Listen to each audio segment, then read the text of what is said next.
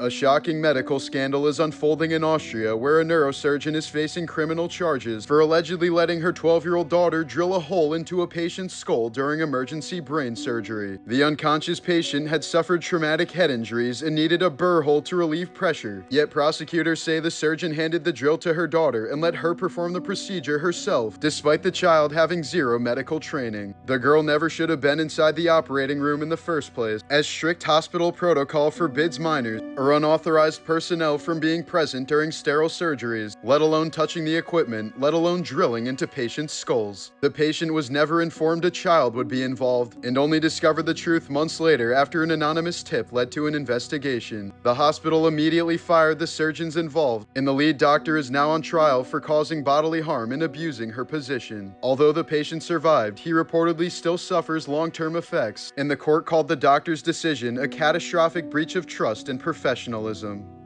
MF Doom, the masked supervillain of hip-hop, died in a way just as mysterious as the persona he created. On Halloween Day in 2020, he passed away at 49, but his death was kept completely secret for 62 days. For 2 months, fans continued listening to his music and waiting for new projects, unaware that he was already gone. Then on New Year's Eve, his wife quietly announced his passing, but gave no cause of death or any further details. To this day, the circumstances remain undisclosed, sparking endless speculation. It felt strangely fitting. Doom built his entire identity around mystery and anonymity, sometimes even sending imposters to perform in his place. In the end, he died on Halloween, vanished in silence, and left behind one final mystery. In 1929, 6-year-old Carl Newton Mahan became the youngest person in American history to be charged with murder, then sat in a courtroom playing with a doll. The Kentucky boy had gotten into a fight with an 8-year-old named Cecil Van Hoos over a piece of scrap metal. Cecil reportedly slapped him, so Carl ran home, grabbed his father's shotgun, and blasted the older boy, killing him instantly. Because of the shocking nature of the crime, Carl was actually put on trial for murder, sitting in the courtroom so young that they had to give him toys to keep him calm. The jury found him guilty of manslaughter and sentenced him to 15 years in reform school, but the conviction was quickly overturned due to public outrage.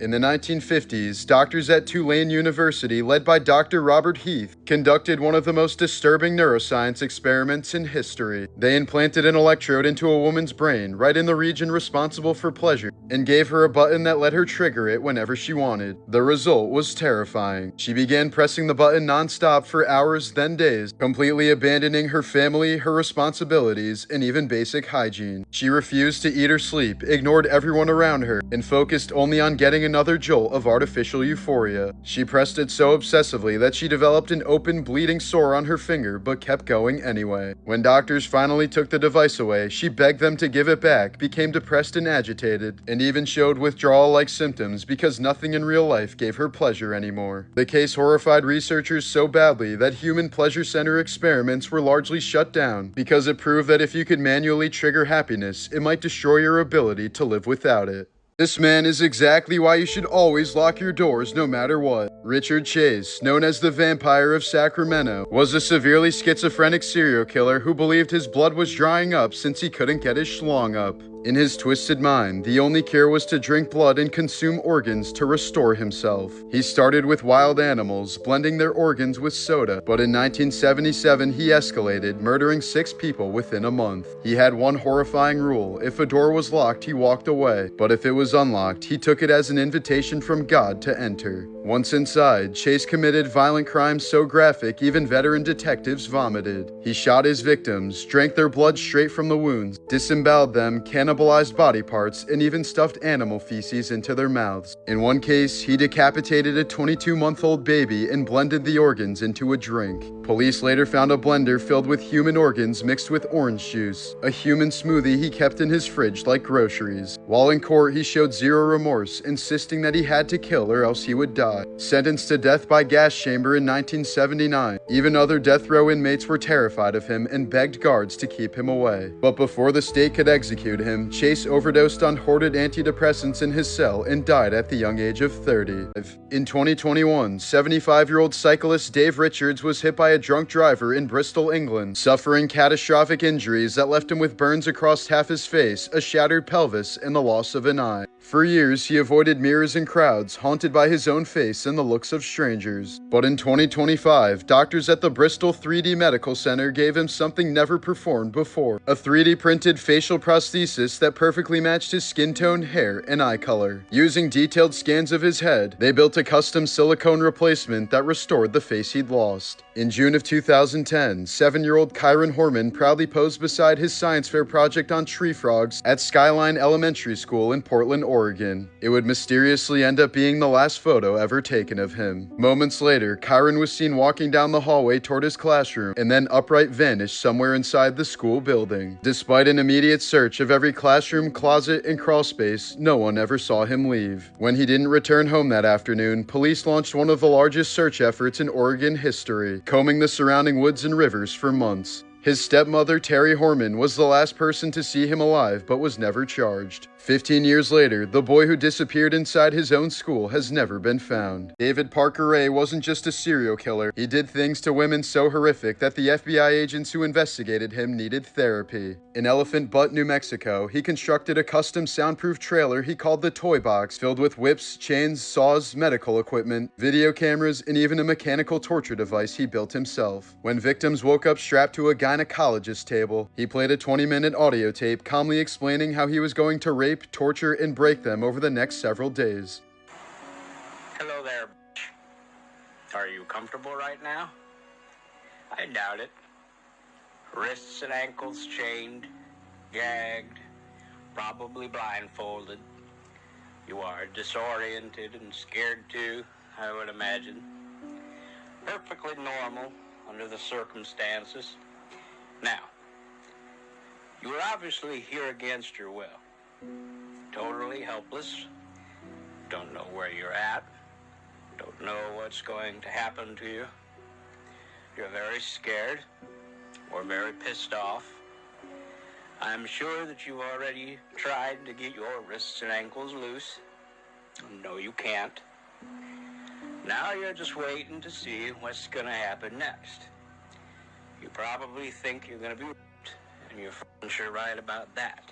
Ray's girlfriend and even his own daughter helped him kidnap women, and after days of torture, he would drug them with amnesia-inducing sedatives and dump them in the desert so disoriented they couldn't report what happened. Investigators later found journals detailing 40 years of abuse and believe he murdered up to 60 women, but not a single body has ever been found. Ray was only caught in 1999 when a victim escaped naked with a metal dog collar still around her neck, leading police to the Toy Box, a torture chamber so sadistic that FBI agents who entered it required extensive therapy. But despite the unimaginable horror, Ray was never convicted of murder, dying of a heart attack in 2002 and taking his most awful secrets to his grave. 1968, 20-year-old college student Barbara Jane Mackle was bedridden with the flu in a Georgia motel, unaware that two strangers had been stalking her and planned one of the most sadistic kidnappings in U.S. history. At 4 a.m., there was a knock at the door. A man dressed as a police officer stood outside with a badge, claiming Barbara's boyfriend had been in a serious car accident and was asking for her. But it was a calculated lie. The kidnappers had researched her personal life, knew her boyfriend's name, and used emotional manipulation to get her mother to open the door. The second they stepped inside, the disguise dropped. The man pulled a gun. His female accomplice used chloroform on her mother, and Barbara was tackled to the ground. As they tied her up and dragged her away, they said that if she screamed or fought back, they would kill her boyfriend. Sick, terrified, and believing her silence was the only way to protect him, Barbara didn't resist as they shoved her into a car and drove deep into the woods. There, the kidnappers revealed something even more twisted. They had built a custom coffin for Barbara, just 6 feet long, 2 feet wide, and 3 feet high, equipped with a dim light, a fan, and water laced with sedatives to keep her weak and compliant. Before sealing the lid, they snapped a Polaroid of her trapped inside, holding a sign that said kidnapped, then buried her alive under the dirt. Alone with the flu in total darkness, Barbara could barely move as the fan buzzed weakly. Insects crawled across her skin, and she prayed that the air wouldn't run out. The kidnappers then contacted her father, Robert F. Mackle, a millionaire real estate tycoon, and demanded $500,000 in cash, one of the largest ransom demands in U.S. history. Despite FBI warnings, her father personally paid the ransom, driving the money himself while federal agents hid in his trunk. But after they took the cash, the kidnappers ran ran off without revealing where she was buried, leaving the FBI racing to locate a hidden grave in miles of forest while Barbara was slowly suffocating underground. For 83 agonizing hours, she lay buried alive, hallucinating from fear and sedatives. At one point, rainwater began leaking into the coffin and she was prepared to drown. When the FBI finally captured the kidnapper and forced him to talk, agents dug frantically through the dirt until they heard faint knocking from below. They ripped the lid open, and a trembling, dirt-covered Barbara whispered, "You're the most beautiful sight I've ever seen." Her kidnapper, Gary Christ, was sentenced to life but paroled after just 10 years, became a doctor, and was later arrested again for smuggling drugs. While on his way to Toronto to film the second season of Gen V in March of 2024, actor Chance Perdomo tragically died in a single-vehicle motorcycle crash at just 27 years old. Authorities confirmed no other vehicles were involved, but never released the exact location, cause of the crash, weather condition, or road details, leaving the true circumstances unknown. Because he died alone, there were no public witnesses and no full incident report, sparking endless speculation among fans. Eerily, just days before the accident, he posted a photo of his motorcycle on Instagram with the ominous caption, "The final calm before the storm." His death impacted Gen V so heavily that production was postponed, and instead of recasting his character, the writers rewrote the entire season around his absence, a rare move that shows just how important and irreplaceable he was as an actor. In 1996, a stray mother cat in New York City became famous for performing one of the most heroic acts in animal rescue history. When the abandoned garage she and her newborn kittens were living in caught fire, she ran through the flames 5 separate times, carrying each kitten out one by one. By the time she saved the last one, her eyes were blistered shut, her ears and paws were burned, and her fur was scorched. But she touched each kitten with her nose to make sure they were all alive before collapsing unconscious. Nicknamed Scarlet, she later recovered at a veterinary hospital and was reunited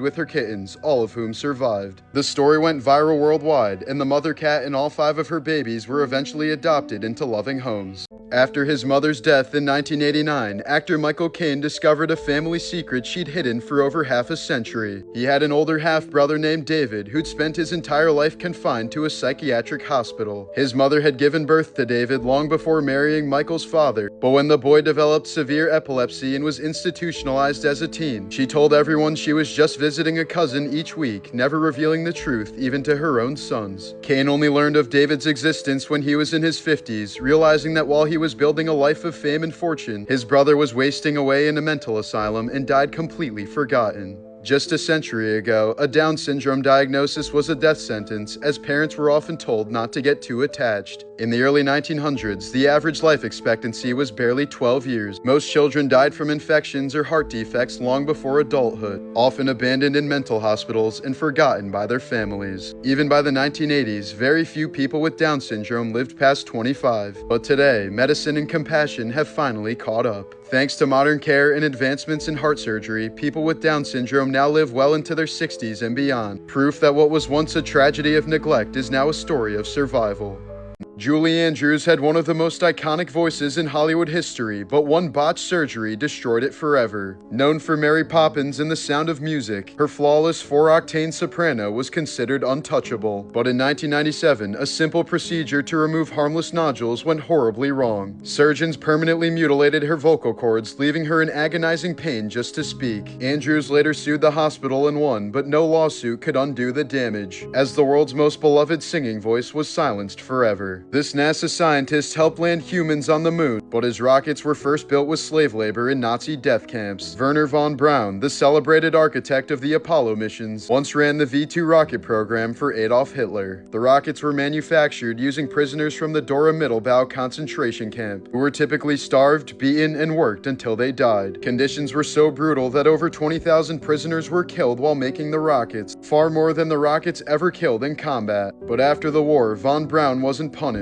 Instead, the US secretly brought him to America under Operation Paperclip, erased most of his Nazi past, and turned him into a national hero. In 2015, 20-year-old Lauren Bunner took his ex-girlfriend, 18-year-old Jolie Callan, hiking at Mount Cheaha, the highest point in Alabama. Just before sunset, he took a haunting photo of her taking in the view at the edge of a cliff, completely unaware it would be the last thing she ever saw. Moments later, he shot her twice in the head before pushing her body off the mountain. Bunner later called 911 and calmly confessed, claiming it was part of a suicide pact he couldn't go through with, but investigators found no trace of such an agreement. It was premeditated premeditated murder, and in 2017, Bunner was sentenced to 52 years in prison for killing the girl he once called the love of his life. In 2009, Michelle Fox was accidentally shot in the face by her husband while he handled a loaded shotgun. The blast destroyed almost everything. She lost both her eyes, nose, and entire upper palate. Surgeons couldn't fully rebuild her, so they created a custom magnetic prosthetic face made from silicone and acrylic that literally snaps onto metal implants in her skull.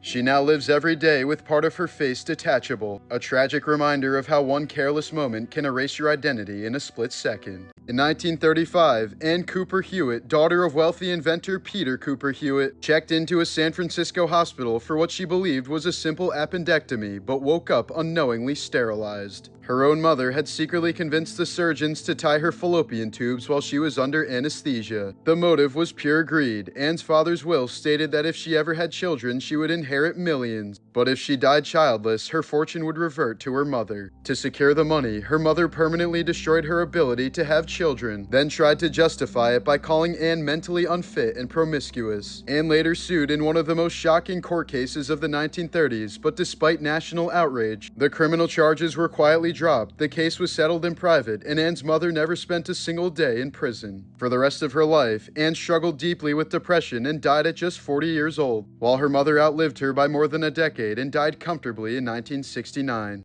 Child actor Kyle Massey, who played Corey Baxter in That's So Raven and Corey in the House, was once a family-friendly icon. But in 2019, a 13-year-old girl and her mother filed a lawsuit accusing Massey of sending her explicit photos, videos, and sexual messages. The girl had met Massey years earlier when she was just 4, after her mother introduced them on a set. According to the lawsuit, Massey later reconnected with her and promised to help launch her acting career. But 2 years later, prosecutors in Washington state charged Massey with immoral communication with a minor, after investigators found that he allegedly sent nude photos and videos to the same underage girl through Snapchat. Kyle never showed up to his court date, and a warrant was issued for his arrest, but his lawyers later claimed he'd never been properly served. While Massey denied all allegations, the case effectively ended his acting career, leaving fans stunned that the goofy kid from Disney could end up being accused of something so disturbing. As of now, no conviction has been publicly reported, and the legal proceedings have faded quietly from headlines, but the case still remains a strange, unsettling fall from fame for one of Disney's once brightest faces.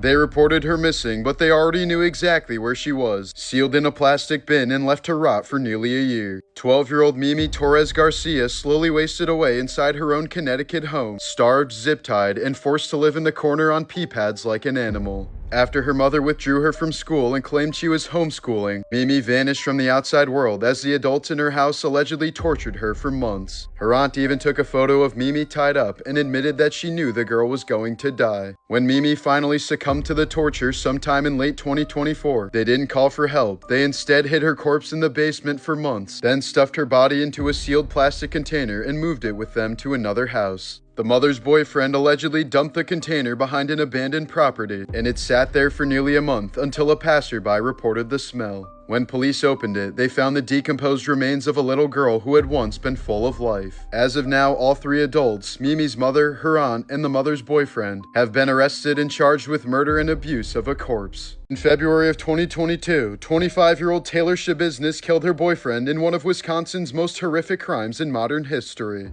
During sex in the basement of his mother's home, she strangled 24-year-old Shad Therian to death after a night of heavy drug use. But what she did next was beyond comprehension. She continued to violate his body for hours, then used knives and a chainsaw to slice him apart, deliberately placing his severed head in a bucket and leaving it in plain view for his mother to find the next morning. When the woman went downstairs, she came face to face with the unimaginable, her son's head staring back at her from inside a blood-filled bucket. Shabiznis later told police they'd have fun trying to find the rest of him. And her violent behavior didn't end there. During a 2023 court hearing, she suddenly lunged at her own attorney, knocking him to the ground before being restrained by deputies. Shabiznis was ultimately sentenced to life in prison without parole.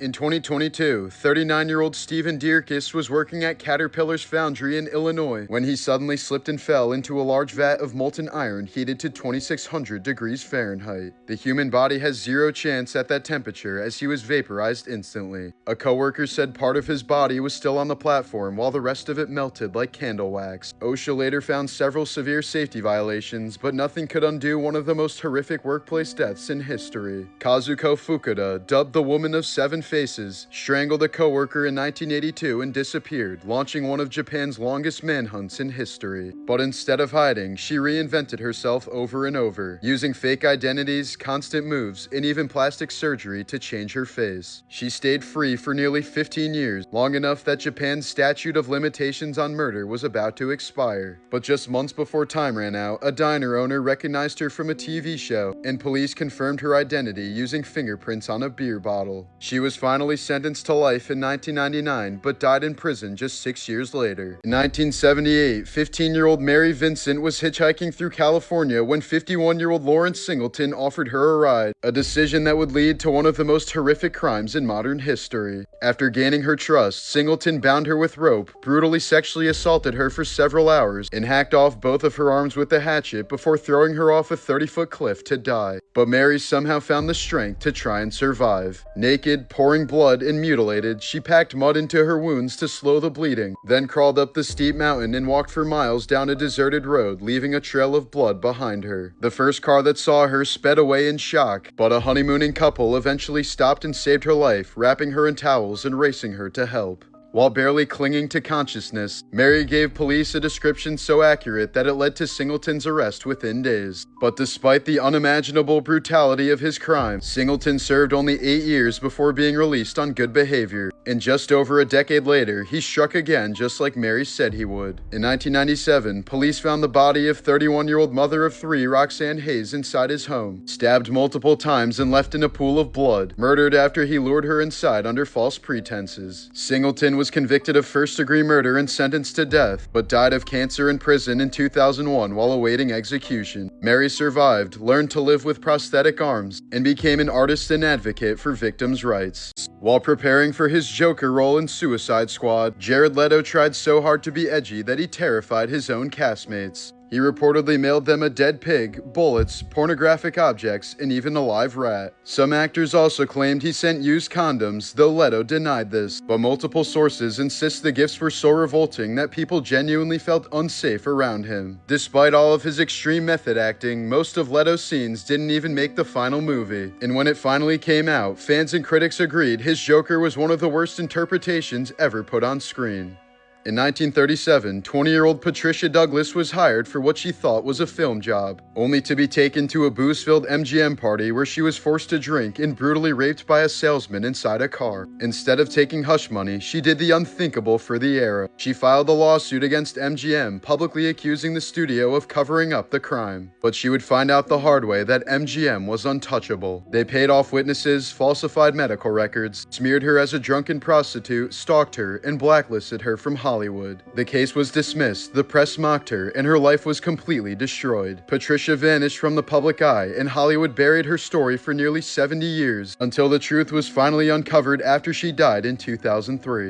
During the filming of Sinister in 2012, the chilling home video scene showing a family being hanged nearly turned into a real-life tragedy. The stunt used actual harnesses and cables to simulate the hangings, but on the very first attempt, something went horribly wrong. One stunt performer slipped from their foot stirrups, causing the harness to immediately tighten around their neck. They were briefly severely choked before the crew had to cut them down, leaving everyone on set horrified as they'd almost witnessed an actual hanging. Director Scott Derrickson immediately shut down production, fired the stunt coordinator on the spot, and later admitted it was one of the scariest moments of his career, as a scene that was meant to terrify audiences had almost claimed a real life. In 1996, Karen Wetterhahn, a respected chemistry professor at Dartmouth, accidentally spilled just a few drops of dimethylmercury onto her latex gloves while conducting an experiment. The liquid seeped through in seconds, but she didn't know it, and for months she felt perfectly healthy. But then her speech began to slur, her balance faltered, and tests revealed her body contained 80 times the lethal dose of mercury. As the poison attacked her nervous system, she slipped into a coma, paralyzed but still aware, before dying 10 months after the accident accident at just 48 years old. In 2008, 18-year-old Joshua Maddox left his home in Woodland Park, Colorado for a short walk and was never seen again. 7 years later, his mummified body was discovered inside the chimney of an abandoned cabin less than a mile from his house. He was found in a fetal position wearing only a thermal shirt with his other clothes neatly folded nearby. The coroner ruled his death an accident, suggesting he tried to enter the cabin through the chimney and became trapped. But the bizarre details, his position, the missing clothing, and the fact that the chimney was blocked off from the inside have fueled theories that Joshua didn't end up there by accident but was placed there by someone else.